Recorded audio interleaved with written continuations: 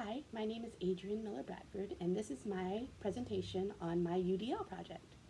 I observed Miss Alvarez's fifth grade math class while she was doing a lesson on dividing fractions by whole numbers. Her class contains 18 students, 9 males, 9 females, and they have been working on fractions and whole numbers for about 2 weeks. This was the second part. The first part had been dividing whole numbers by fractions. And as I observed the lesson, Ms. Alvarez led her class in completing warm-up problems first. She gave them packets and had the packets listed day 1, day 2, day 3, day 4, day 5. And so they completed the day 2 problem, which was a problem taken from an ODE test. And after 5 minutes of them working on that problem by themselves, Ms. Alvarez then called the class together and she showed them how to complete the problem using a projector. Then she led them through review of dividing whole numbers by fractions. She had posters posted on the class, around the classroom of the lessons that they had done previously, and she had the strategies listed and a sample problem that she went over, and she involved them in this discussion. And then afterwards, she had a student pass out materials. These were scissors and glue and models of fraction strips and number lines that they were going to use to solve the problems for today's lessons. And so she went through an example using the projector again, and she showed them how to do it. She asked questions, had the students volunteer information, and then afterwards she had them paste their examples into their notebooks for future reference.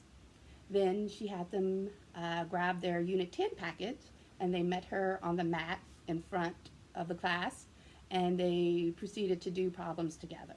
And she asked students for the next steps, had students highlight the important information, and so they worked together until there was 10 minutes left in class, and then she had them go back to their desks and they completed an exit ticket, which was 2 problems of dividing fractions by whole numbers. And so that's how the class, pretty much, that's a summary of how the class went. And so after observing the lesson implemented by Ms. Alvarez, I was impressed by the amount of UDL checkpoints that she touched upon. I found examples of all of the guidelines except for options for recruiting interest. And given that her students are easily distracted, I feel that incorporating options to minimize threats and distractions, as well as optimizing choice and relevance, would be highly recommended for her lesson planning. Her students, they work well with each other and they enjoy sharing their mathematical knowledge with each other. And I would just recommend that Ms. Alvarez uses these strengths to provide multiple means for engagement. A simple way of incorporating this would be to provide the opportunity for students to work individually, in pairs, or in groups to come up with problems for the class to solve. The idea behind providing choices on how the students develop their own problems and then help the class to solve those problems meets several checkpoints. It allows students to develop problems that are relevant to them, and it allows the students to choose how they want to work. Further, it minimizes distractions because the students are, they get to develop a problem that is based on their own life experiences, and they can do this either by themselves, in a pair, or in a group of their own choosing.